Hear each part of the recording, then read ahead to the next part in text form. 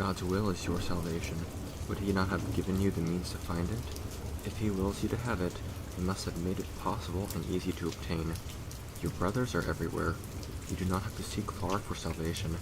Every minute and every second gives you a chance to save yourself. Do not lose these chances, not because they will not return, but because delay of joy is needless. God wills you perfect happiness now. Is it possible that this is not also your will? And is it possible that this is not also the will of your brothers?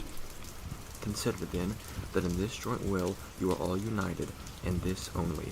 There may be disagreement on anything else, but not on this.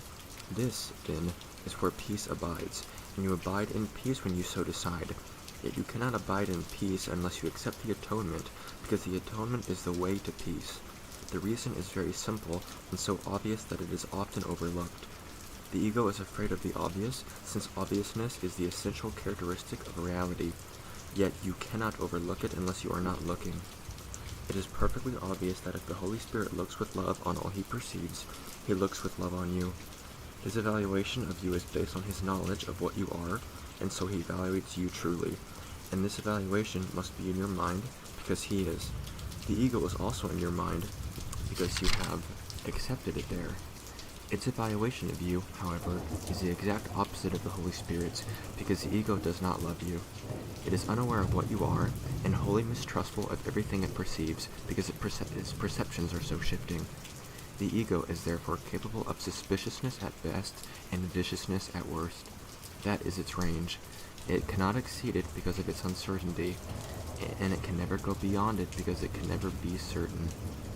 You, then, have two conflicting evaluations of yourself in your mind, and they cannot both be true. You do not yet realize how completely different these evaluations are, because you do not understand how lofty the Holy Spirit's perception of you really is. He is not deceived by anything you do, because he never forgets what you are. The ego is deceived by everything you do, especially when you respond to the Holy Spirit, because at such times its confusion increases. The ego is, therefore, particularly likely to attack you when you react lovingly, because it has evaluated you as unloving and you are going against its judgment. The ego will attack your motives as soon as they become clearly out of accord with its perception of you.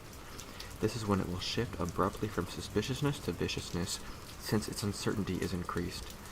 Yet it is surely pointless to attack in return.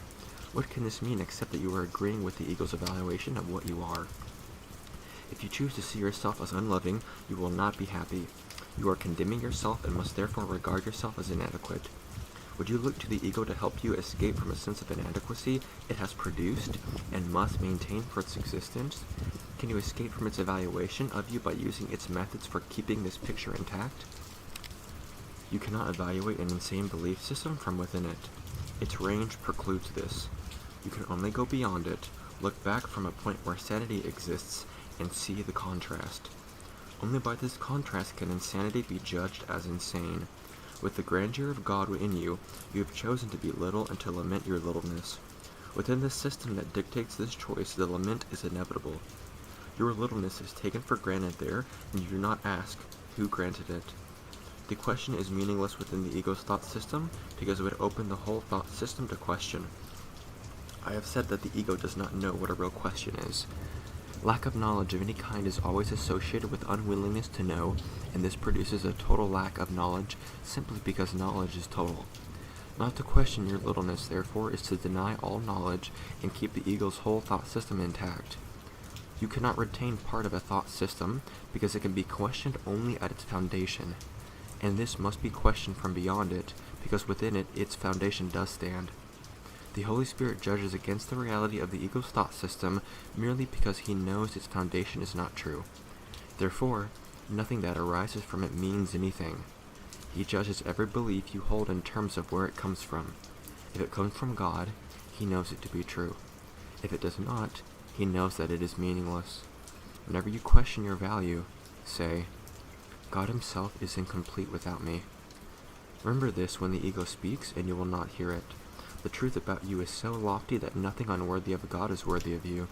Choose, then, what you want in these terms, and accept nothing that you would not offer to God as wholly fitting for him. You do not want anything else. Return your part to him, and he will give you all of himself in exchange for the return of what belongs to him and renders him complete.